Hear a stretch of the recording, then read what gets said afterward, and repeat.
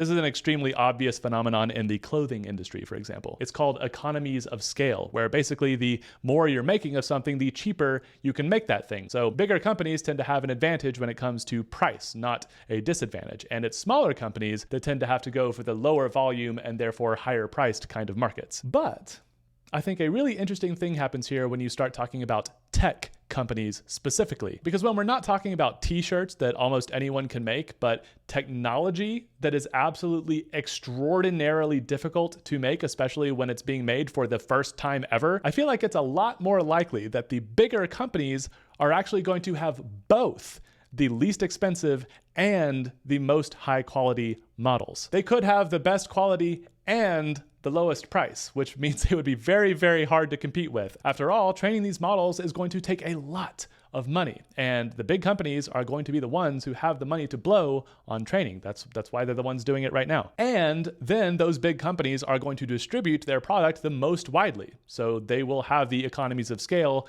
bringing the price down. At least that's what I think is going to happen. I don't know.